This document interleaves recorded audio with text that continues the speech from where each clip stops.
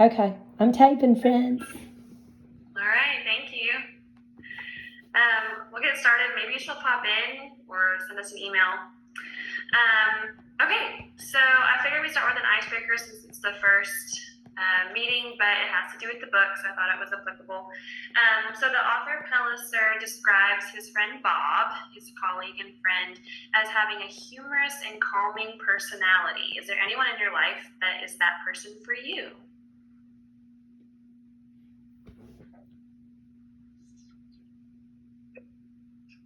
I honestly say my dad. Yeah? If I ever need to go to someone who's like, will be seriously, like, also kind of joke through it and keep me calm, it'd probably be my dad. So sometimes it needs a combination of, yeah, you can come to in a serious moment and they can actually give you solid advice, and then right, you need just like, oh, you're being silly, laugh it off. Yes. Yeah, I think they'd be my dad. I think my parapro, my parapro that I used to work with, no matter what was going down in that room, it was funny to her. And I needed that because I'm so serious. Literally in the class, I'm so serious. I needed that for sure.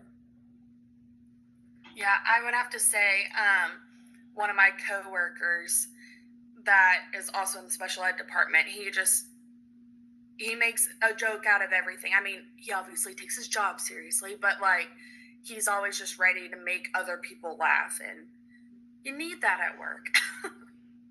Definitely. Awesome. Thanks for sharing. Some of the other questions that I have prepared might also have some personal perspective. So if you're willing and able to share, that'd be great. So we'll start out talking about chapter 2. Why am I going to visit Bob? So he talks a lot about being the person you ultimately want to be. He realizes that is his true motivation behind visiting Bob, that it kind of leads him to being that person he ultimately wants to be. So considering your values and your influential figures in your life who drive you to be the person you ultimately want to be, can you pinpoint an event in your life when you acted or displayed those characteristics that aligned with the person you ultimately want to be?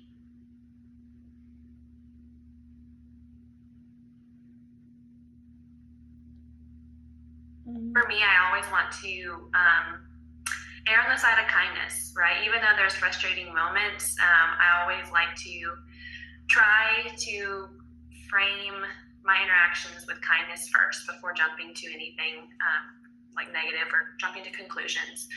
And so I think that anytime I take a second, meet someone new in a calm and kind manner, that is kind of displaying those characteristics of who I want to be.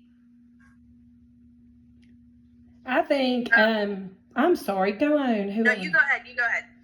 No, honestly, as a special ed teacher, when I first started, I got involved in areas that really I didn't have to. Now I'm very much trying to stay within my lane. And if I just hear somebody tell me something, I try not to pay any attention to that, or very little, because I truly was taking on more than I could handle. I mean, really and truly, and it caused me some problems. I was anxious all the time, and so I'm trying really hard. And unless there's data to support something people are telling me about a student or a parent or whatever, I'm really trying to just drop it.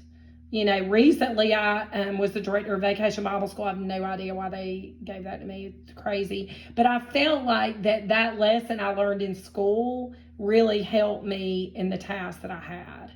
So it's really hard to say no sometimes when you want to be helpful and you want to be involved. And I love Vacation Bible School. It was fun. It turned out to be fun, but a lot of those things I've learned helped me.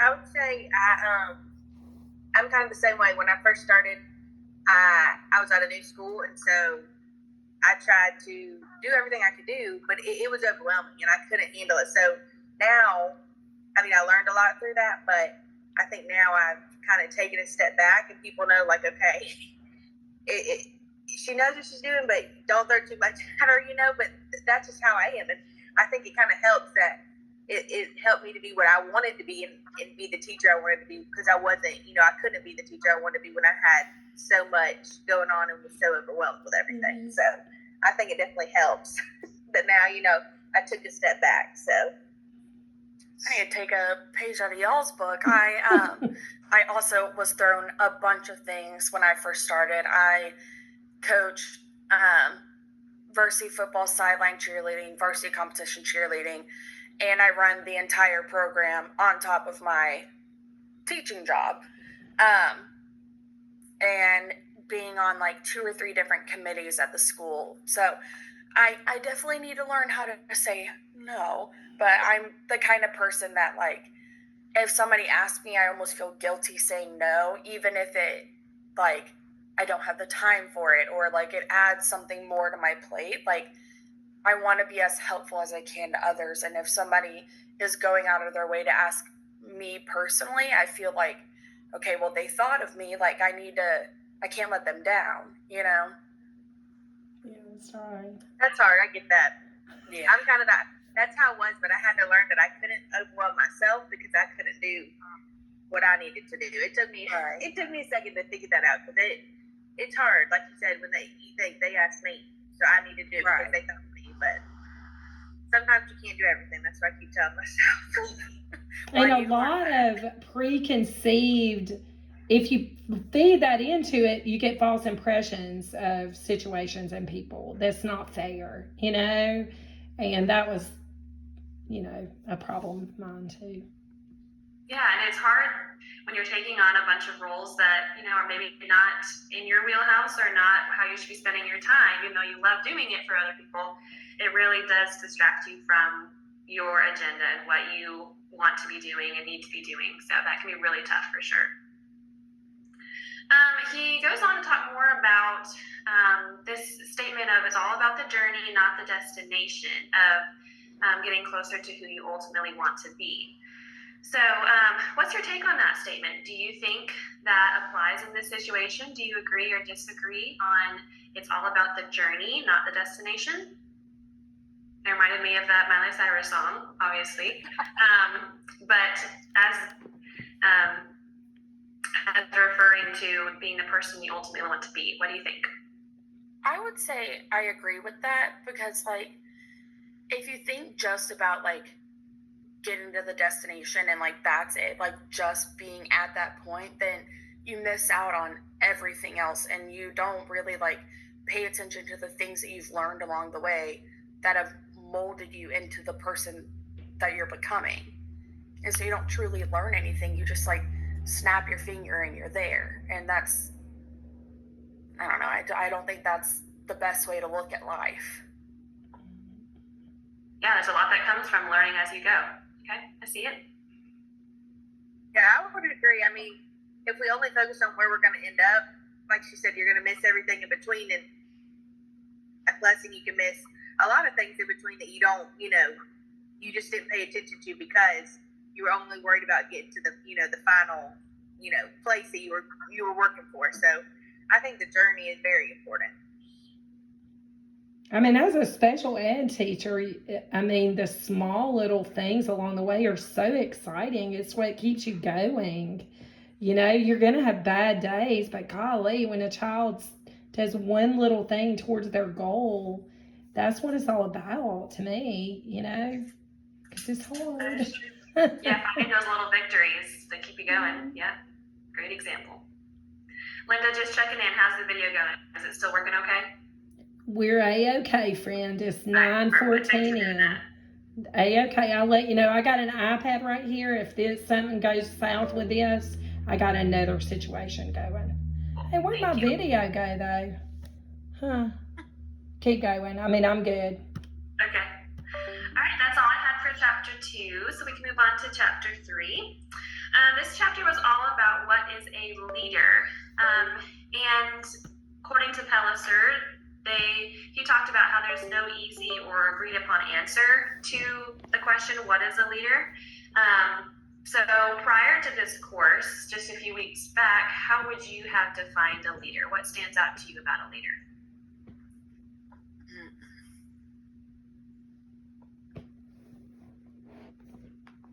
I often think of someone older than me. It doesn't necessarily have to be that way, but that's kind of what I think of, someone who has more expertise because they're older. I feel like, specifically before reading chapter 3, like I would have thought like somebody that seems to have it all together, like somebody that knows the ins and the outs of everything, but that's not necessarily the case. Like, it's okay for them to not. They're also humans. Like, they're still learning. Someone that takes control of the situation, but not necessarily in a way that, I don't know. I'm just thinking about people who I would consider have been leaders in my, world, and the way they took control. And then when I read this, I was kind of like, maybe that was not the best way, to lead something by taking that much control and not really giving, anything to anybody else to figure out and take care of. Yeah, that's definitely something I'm realizing as we read more about this material, this course. It's not always right to have all the answers and be the most confident person in the room or whatever. Yeah. Right. Yeah. 100%. Yeah. I don't know why my video is not working, but I really, recognize if you're a leader and you look behind you and nobody's following you, then what kind of leader are you? Like, you may be all right, but if nobody's jumping on board with you, what's happening? Yeah. If you'll have your books in front of you, if you don't mind turning to page 13 and 14, I was just going to look at some of the leadership theories that he mentioned so we can kind of see how it's progressed or what leadership used to be considered. So, for example, like the great man theory at the bottom of 13. What did y'all think about that theory? Anything that stood out to you? Maybe not, but that one was more about leaders are born and not made.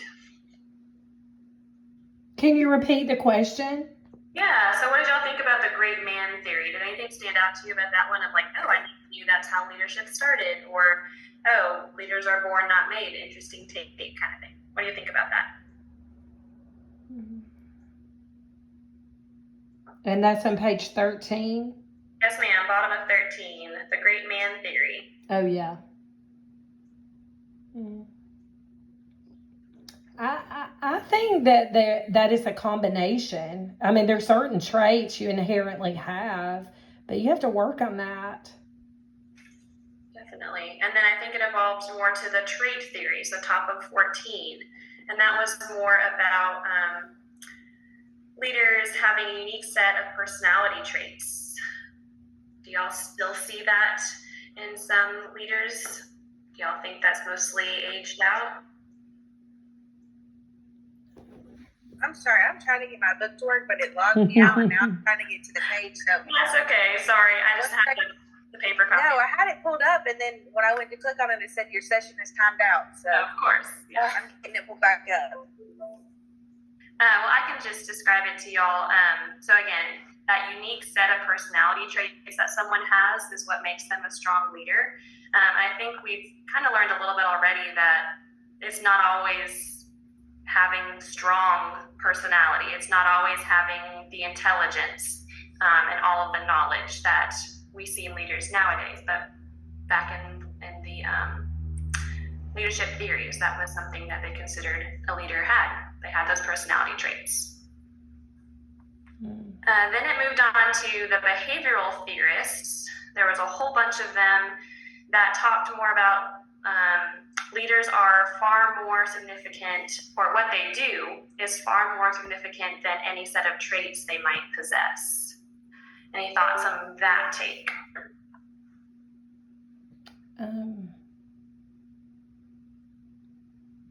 Well, I kind of did not buy into the theorist that the traits that they had were,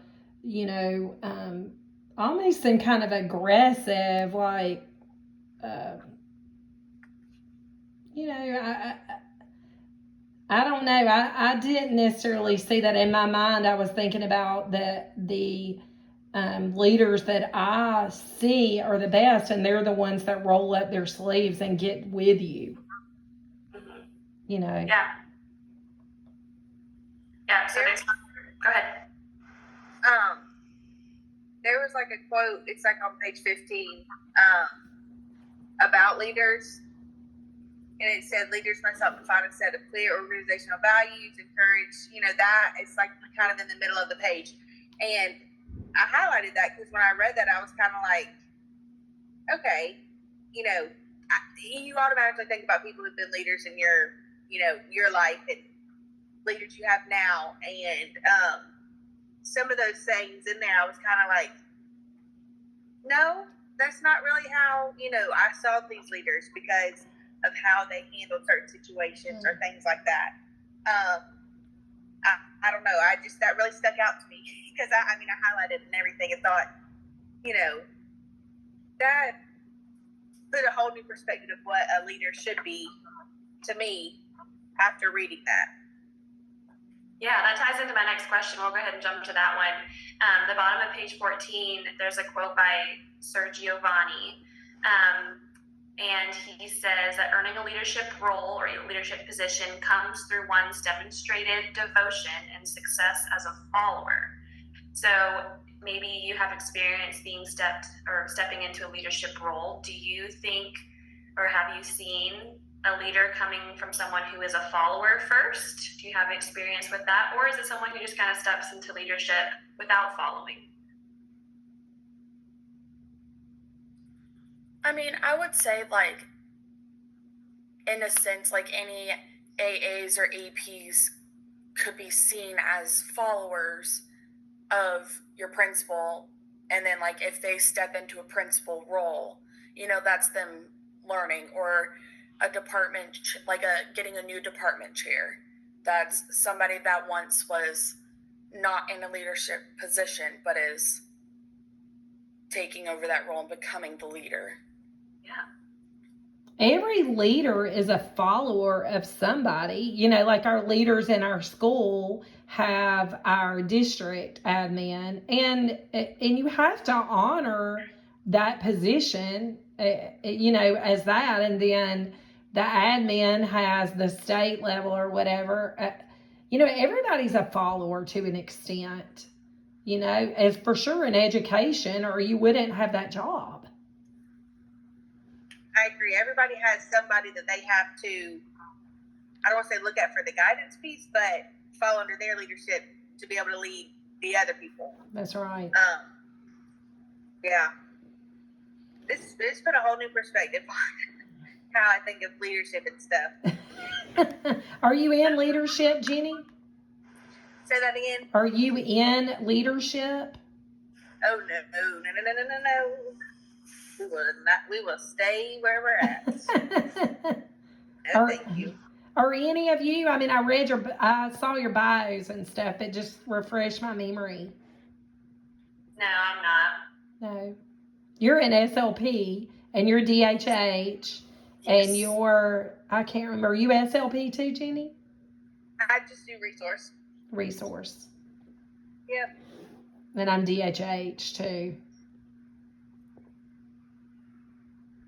Stick with that. Yes. All right. I just have one more question for this chapter. So looking at the selfless service of a leader.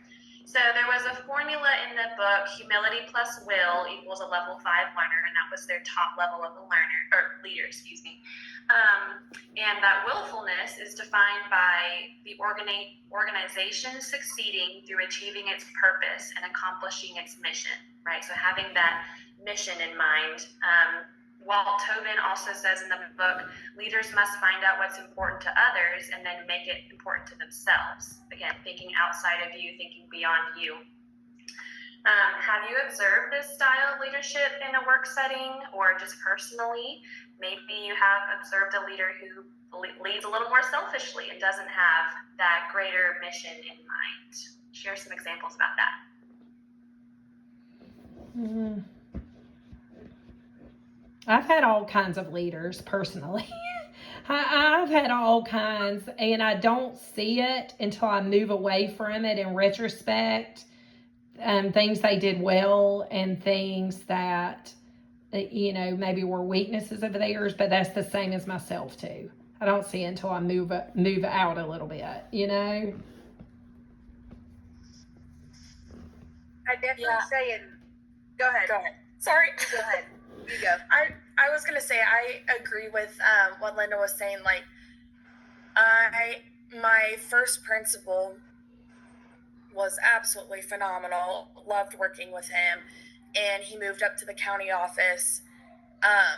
And so one of our APs moved up to become our next principal, and their like leadership styles were just very different. Not necessarily like one was better than the other, but they were different. And so I saw it like helped me recognize a lot of things that I saw in my first principal that I really, really liked, and things in my second principal that I really, really liked that like the other one may not have done. Right. I definitely say when that leadership role is not there anymore, it really puts in perspective how they were as a leader. Because you might not necessarily look at it, during that time, like she was saying, but when they've taken, you're not in that role or they're not in that role and you're not seeing the same things, you kind of look at it and compare, but you don't want to compare, but compare to the next person or, whoever you're looking at then and think, man, I wish, it was still this way, or I'm glad we've changed to this, or things like that. I think if a principal leads in a way where, they take the time and effort out of their day to make sure the teachers feel recognized and the teachers feel uplifted, that is more about that outpouring of leadership rather than, oh, I can't do that, that's not going to work, it takes too much of my time, we'll have to do that another time. Like if they kind of put that off for selfish reasons, then you don't see a lot of followers trusting in them because they're not being listened to or responded to. So that's an example I thought of. If you see the principal really going out of their way to do things for those who are following them, I think you see more success that way. In one of our materials that I'm not sure if it was the book or one of the additional resources, the author, it must have been in the book. It must have been, because he said, I know I went into a meeting. I was listening to everybody asking these essential questions, but I already had in my mind the way I wanted this to go. And everybody out there saw through me and didn't buy into it at all. He said, that was a big lesson for him to learn to be authentic and genuine. That's what a leader is. People can see through you. Yeah, definitely. So moving on to chapter 4, it ties really similarly to our conversation now. Talking about high engagement, can y'all think of some conditions at your workplace or maybe just not at your workplace, but in a general workplace, that might lead you to feel eager and engaged in your work? Mm. I kind of just talked about it, but some of like a principal or leadership or just colleagues that listen to your ideas and hear you out would be something that would help me feel eager and engaged. Yeah, I have a student coming up that'll be a freshman next year, and we did a training called the Bilingual Grammar Curriculum, and we were learning about all that and how to implement that into our day with her, and that got me really excited about my job again, because all my students before her have been hard of hearing, and she's my first profoundly deaf, and so I'm like excited again about being in the role that I'm in. Awesome. Having someone back you and like give you that curriculum and give you the opportunity to expand your knowledge. Very cool. Yeah, I'd say my personal team leader is very she's very to the point, but very like encouraging to all of us and always there for us. And I'd say that definitely helps, just because we were all, unfortunately for her, we were all new at one point when we came to her. So she was, the one we had to go to because we were all new. And so the way she handled those times, or, we would have to ask her a million questions because I asked a million questions. And the way she handled that really made me, you know, excited to work with her, because she didn't get frustrated or you know, bothered that we had so many questions and needed, you know, just a little help. And now things, you know, has smoothed and is much better, but still just being that person that we could go to. But she didn't handle it in a way that was like, okay, I need to get my work done. Don't ask me any more questions. Like, figure it out on your own. And I think that definitely helped and made, you know, it helped us come to work every day not worried about asking 100 questions to her and bothering her. So for sure, she's a good leader when it comes to that. That's awesome that she recognized it as an opportunity for learning and growth for y'all, not like a bothersome, nitpicky, like they won't leave me alone, but more like, oh, they're learning and trying to be better. So, right. She might have thought that. She didn't act like it at least, so that was good. Very important to us. Okay.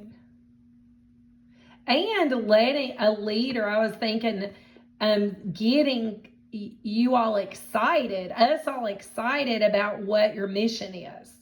You know, seeing value in it, make it presented like a game or a contest, or, you know, just seeing the forward momentum. If somebody's excited, I get excited. If they're giving the impression this is something the superintendent asked us to do, we just got to do it. I mean, I'll check the boxes, but I don't care about it. All right, let's talk a little more about an engaged employee. So the book talks about there are 3 behaviors: say, stay, and strive. And those are some of the behaviors for an engaged employee. So maybe think of an employee that you can think of that has high employee engagement. They say, they stay, and they strive. Or maybe an employee who has lower engagement.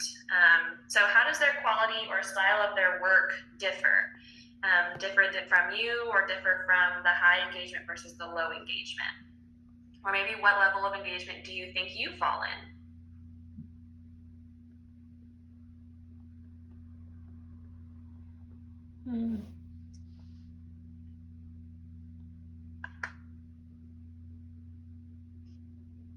I like to be part of something. I like to be part of it. I don't see myself as a leader. I've done those personality tests countless times, and I always see myself as a worker, as a servant worker. That's literally what I do. And I don't want to be a boss.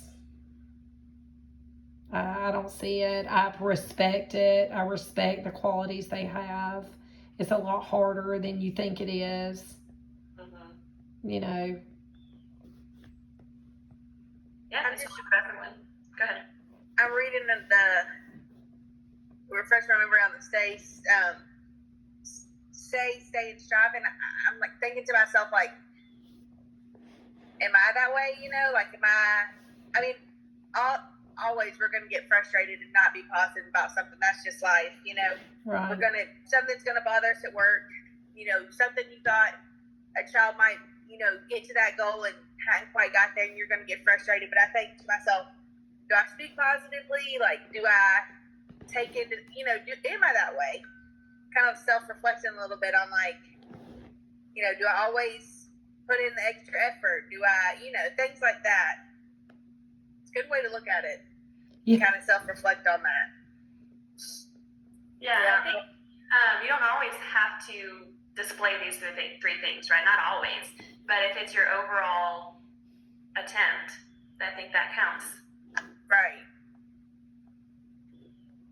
And you're not excited about everything, you know, but I do try to, I don't know, my sister is getting ready to retire, believe it or not. My twin sister is a school counselor this week. It's hard to believe. And you know, I think what has moved her up in her career is she truly is always looking at other people like, oh, I'm going to make my coworkers Easter outfits or whatever, any kind of crazy town stuff. But that spread and joy really is her mantra. And I appreciate it. You know, I learn a lot from her, you know.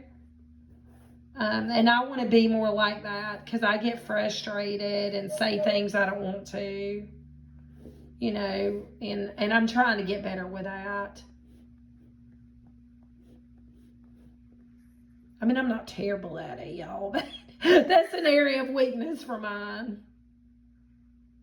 Have y'all experienced another employee who has a low level of engagement and doesn't strive to stay and strive? Yes. Yes. Yes. Of course. And I think that puts me, Go ahead. makes me not be positive. And this sounds bad, but like you don't want to be like, oh no, here they come again. Like, what are they going to complain about now? What are they going to say now? But sometimes that is your first reaction because that is all that they, you know, typically tend to do. I don't know. That thinking about it, I'm kind of like, I need to change my perspective on when they're approaching me because I can turn it around for them as well if I have better, you know, attitude towards what they're about to say or what, you know, what they're about to do.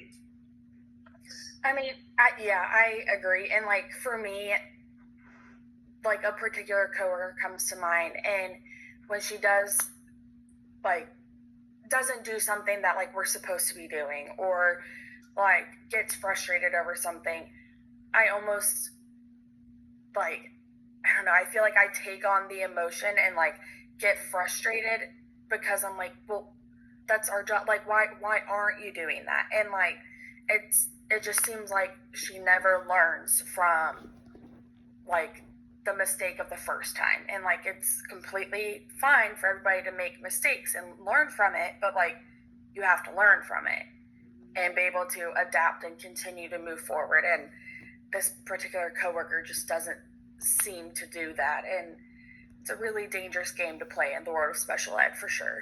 Mm-hmm.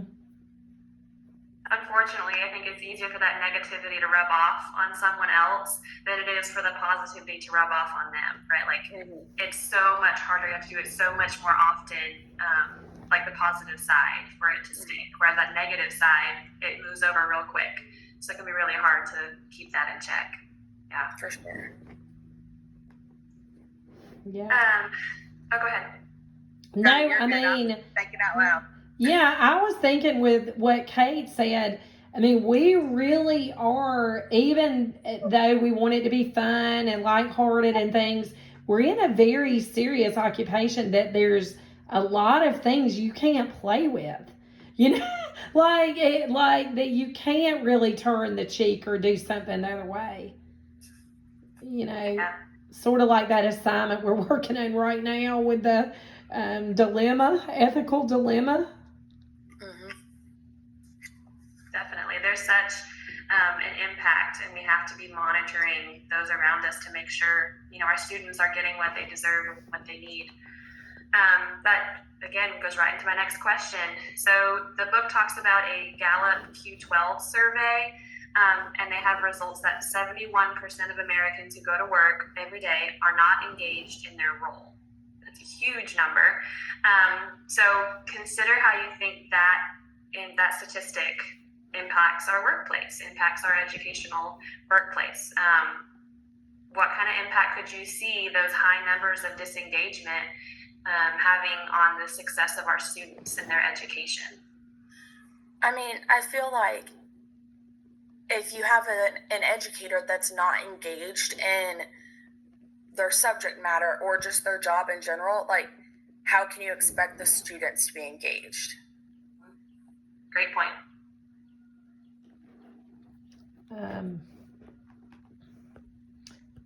Yeah, I mean, that's true. And you have to, every day, you have to be on it. You know, like, that's something else to consider too. Like, every day, you know, I don't know. I'm trying to launch on my iPad too, to see if you can actually see me. But if you can't, sorry, y'all. It might have something to do with me videoing the same time as I got all this other stuff going on, you know? Anyway, I'm here. You can hear my mouth. But Kate, I definitely agree. Like, a lot of the time you hear teachers, one of their more frequent corrections in their classroom is pay attention or, you know, engage with us.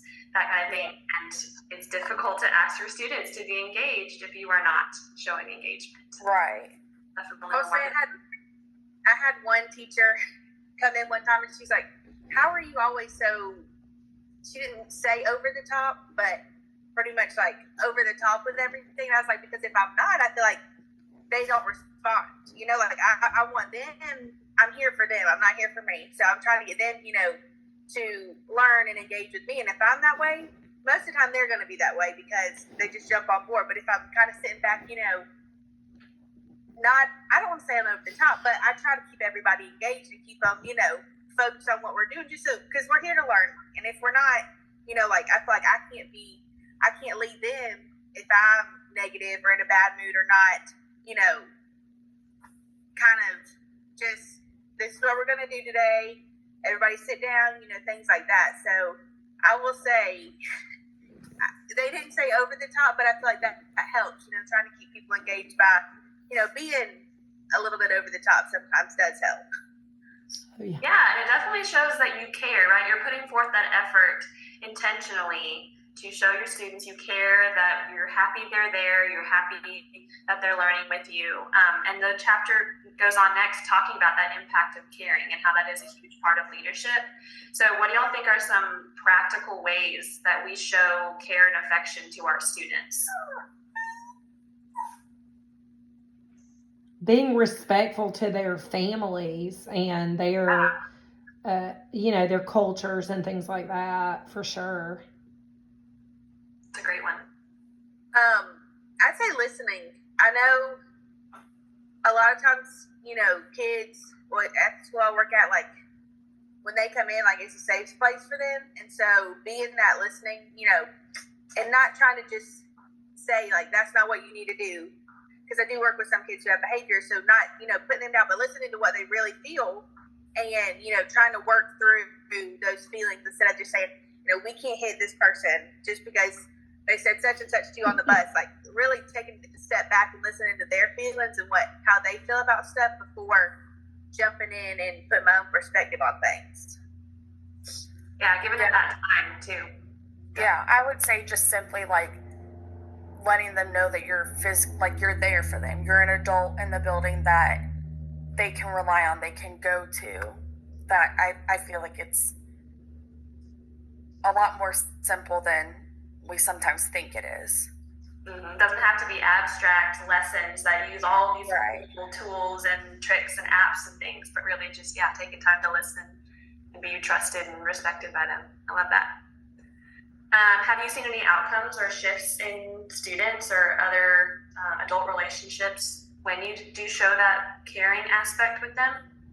Oh, yeah. For sure. I have a student that has had a lot of things going on, and just you can tell like besides myself, but like his teachers that like take the time to talk with him and like just learn about him and not all of the issues that are going on with him. Like he reacts so much better to them. He does better in their classes. Like he's more willing to open up and ask questions rather than just sit there and just let everybody else do all the brunt of it, I guess. Awesome. Yeah, I have a student who has some behavior things going on. A lot of it comes from home life. It just not having a stable home life. And I think once, you know, a lot of his homeroom classes were very nervous for him to come in there because they had only heard such negative things about him. You know, he tried to jump out the window, he broke the window, he did all this stuff. And I was like, but if you just listen to what he has to say and not, you know, stop doing this, don't do that. Like, he's a totally different child. And so I think when they realize, like, okay, it's going to be okay. We're just going to take a step back. We're not going to even think about those things that people have already told me, you know, are, you know, I don't want to say things he's done in his past, but he's a kid, you know, he doesn't necessarily know how to regulate his emotions. So we need to be there to help him do that and listen to him. And I definitely think he had a great year this year because I think I went in to the teachers, you know, when they have automatically like, oh no, What's he gonna do? What's he gonna try to do? Is he gonna hurt so and so? I was like, I promise you, it's gonna be okay if you just listen to what he has to say. Like sit there and listen.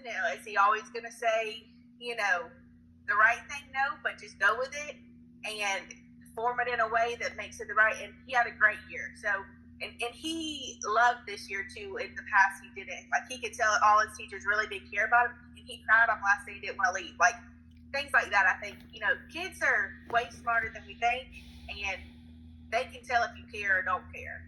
That's so right. it's very important, to be there for them, because you don't ever know what they're going through. That's right. Thanks for sharing. Yeah, that's really cool to see not only like his perspectives and his understanding of school change, but even like the peers and the other teachers like, oh, I should change my perspective. Yeah. All right, we just have 2 more chapters. Thanks all for all your contributions so far. Chapter 5 is titled, What Do I Care About? So in this chapter, it's a little more of the care side of things as well as your values. So the author, Pellicer, stated that, quote, people who don't care can never be leaders.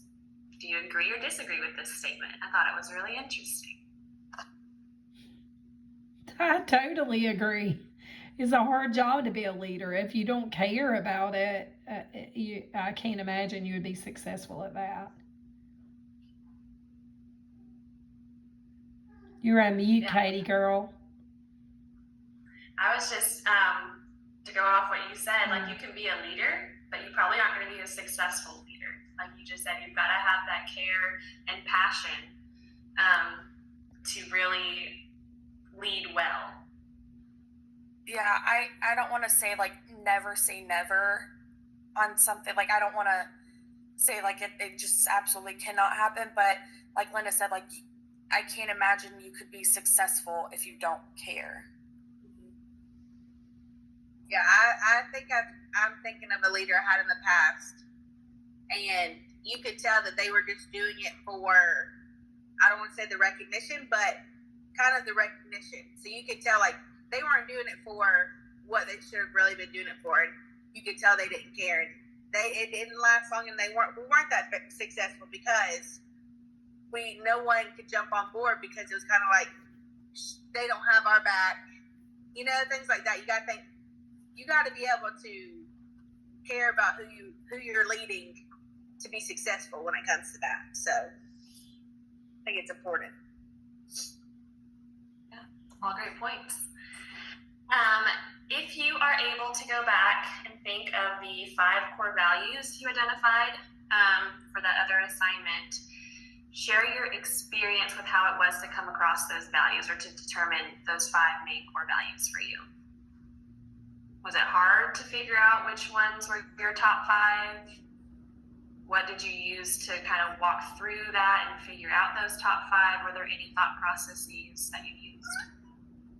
For me personally, like most of mine revolved around relationships. I'm a very big people person and a very big people pleaser. So that wasn't too challenging for me to just, that's something I've recognized about myself, and that I know, like, I thrive better when I'm at my job, when I'm around other people. If I'm just trying to chug along by myself, like I'm not going to be the best educator that I can be. I need to bounce ideas off other people. I need to collaborate and not,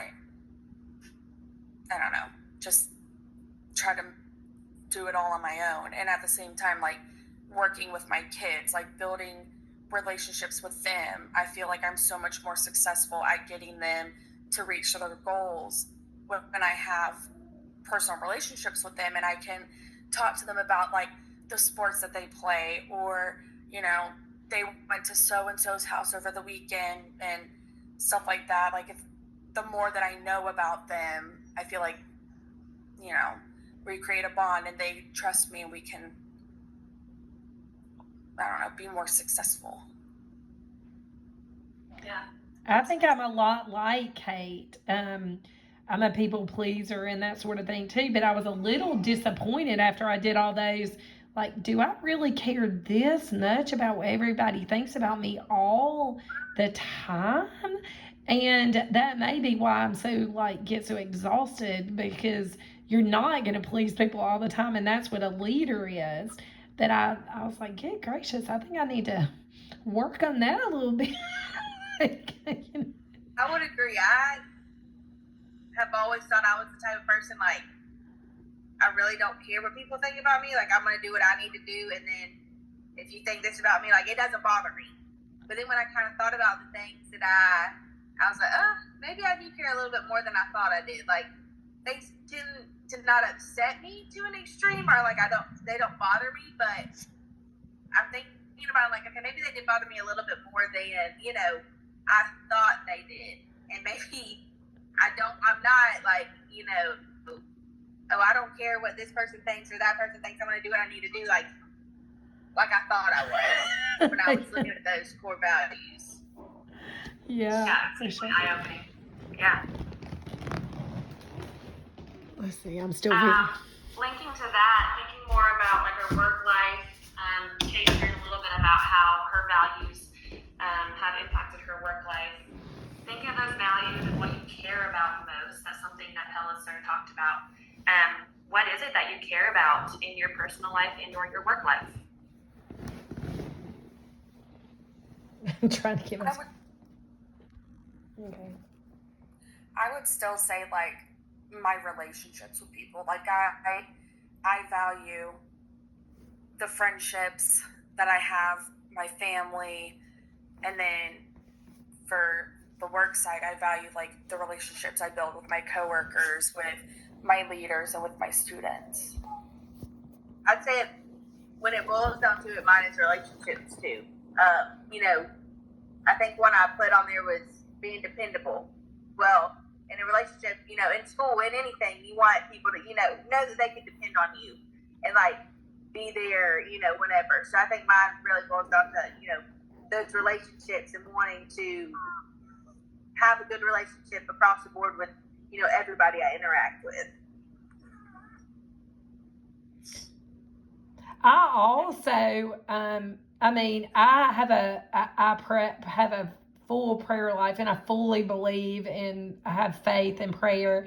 And I realized that I was pleasantly surprised about this, that really when I have a decision to make at school too, even write my IEPs and things like that, I pray about it, like, Lord, help me do the very best I can and see their weaknesses and strengths.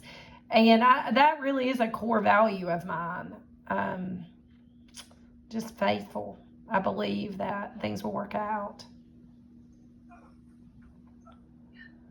It's really great that we've kind of already noticed some of these strengths of ours, or the things we really lean into most, because we can build upon that, right? If we know relationships are one of our greatest things, or faith life we know is one of our the things we care most about, you can really lean into that as you interact with others, knowing, this is what's important to me.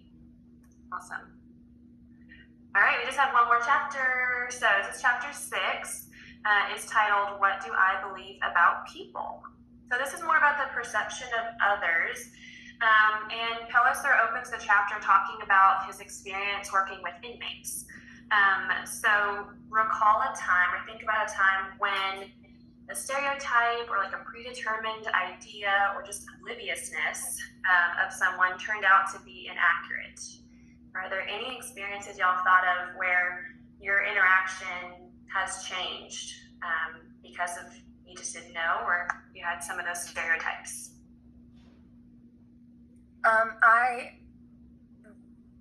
This relates to a student and a coworker, but I had one of my coworkers approached me at the beginning of the last school year.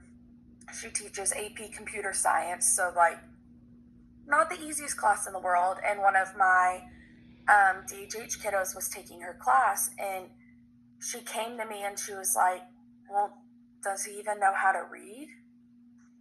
And I was like, well, he's in the 11th grade in a gen ed public high school. Like, yes, he can read. So that, I mean, when I think stereotypes, like I think about that and how, you know, a lot of times people think that deaf students, you know, don't have the same capabilities that we do. I mean, the only thing that they're lacking is all of their auditory, and that's it. I mean, they may have other things, but hearing people can have that as well, you know. I'd kind of say the same thing. I mean, I'm in an elementary setting, and you know, when we go through a lot of teachers wanting to try to qualify their students who might not necessarily, they haven't been given the chance, you know, to learn, but that teacher, just because, you know, their reading level isn't exactly what it should be, go ahead and jump to the conclusion that they automatically need to be, you know, in a special ed setting. Whereas a lot of times they don't need to be. They're not, you know, they just need someone who puts a little bit more time into it, or, you know, takes the time. But at the beginning of the year, I mean, in the first few months, it's kind of like we go through so many teachers, you know, wanting to go ahead just because they're reading, you know, when they did those tests at the beginning of the year, it wasn't where it should have been. But kind of like a stereotype, like they automatically need to be in special ed just because their reading level wasn't this, or they were on a kindergarten level instead of a second grade level for math. Well, we can't jump to the conclusion that they automatically need to be, you know, receiving special ed services just because of that. And that happens way more often than it should. Teachers and parents get really frustrated when a kid doesn't qualify for special ed, or if they do qualify for special ed, it's not a magic pill. I mean, if you're in there a good setting, they would already be receiving those interventions through MTSS. You know, it's not a magic pill, and I think that's something that a preconceived misconception. I had a student at the beginning of this year. He's a fifth grader, and they had been, since I think first grade, his teachers have been, you know, saying to his parents, like, you know, we might need to do a little bit more. Well, finally they decided fifth grade that it was time. Well, I guess it was, he qualified in September. I guess after the first 9 weeks, his grades came back.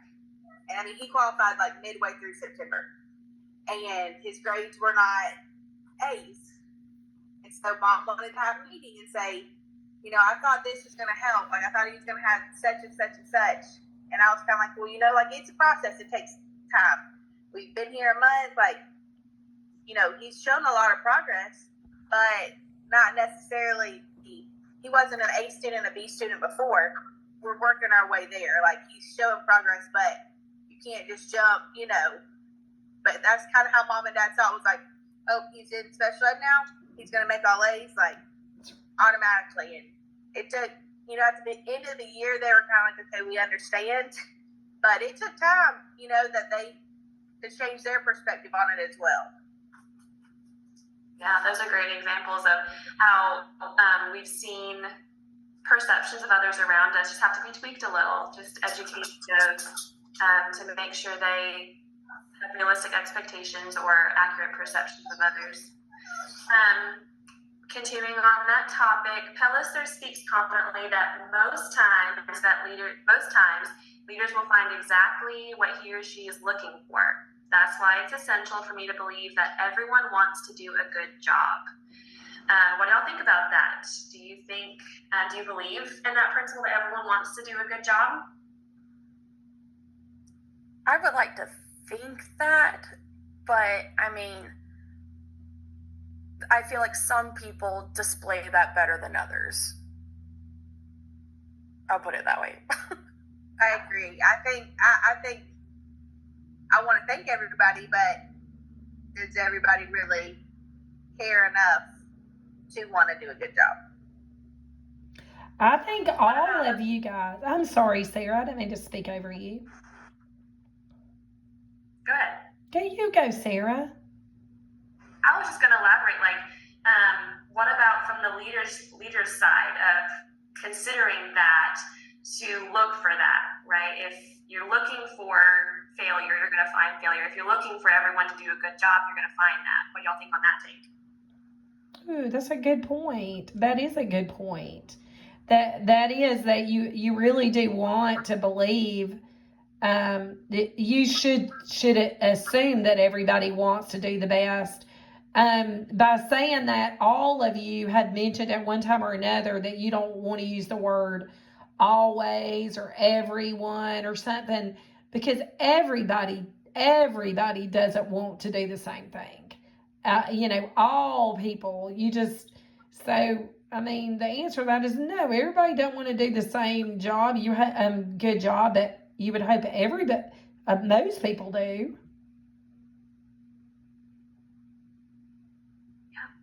Very good point.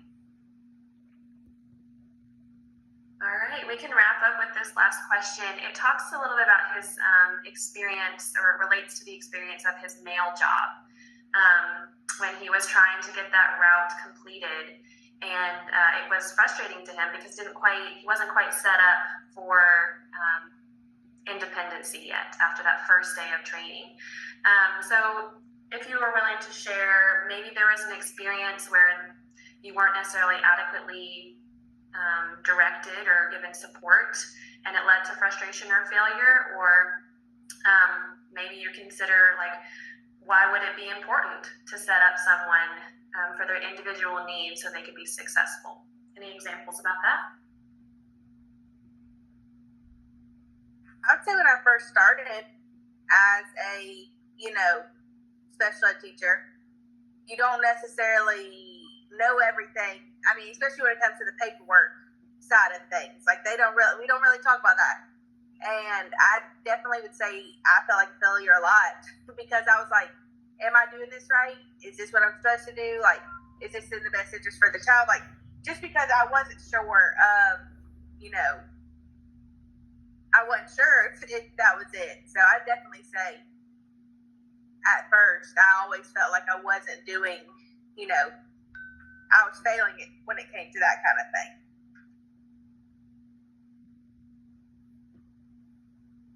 I thought about the same thing as Jenny, what you said when I first became a SPED teacher.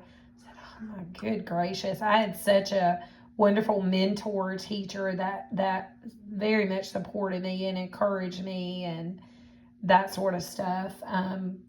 But I just beat myself up all the time, and you don't know what you don't know.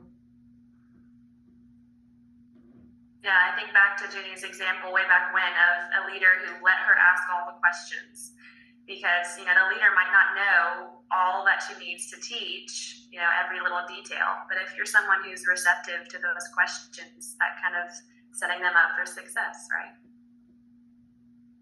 All right, I think we're at time. Thank y'all for the discussion. That was a lot of questions, but you definitely shared a lot of great points. So thank you for doing that. I wonder if, there you are, Dr. Hallam. Yes. Yay. So I'm using my phone to video this because we couldn't record it because we're not the host.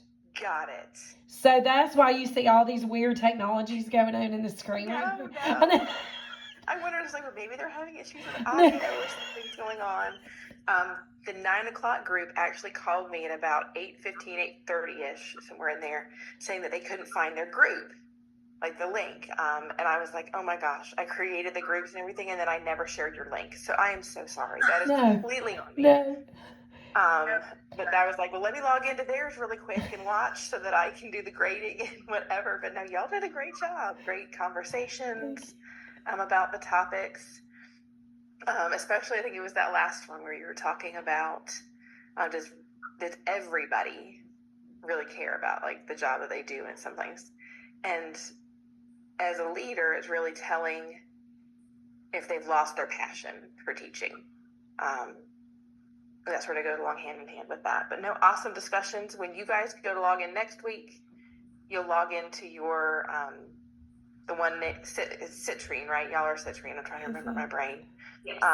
It'll be one just for your group. It'll automatically record and you'll be good to go. But thank you for trying to go that extra step as well to get it to record. And y'all will be fantastic. Thank you again. Do y'all have any questions for me while you've been moving through the course? No, I enjoy it. So. Okay. Well, I will let you get on with your Monday mornings. But yeah, great discussion. So I was glad I could pop in. Thank you. Thank you. Thank you. Bye, everybody. Bye-bye. Bye.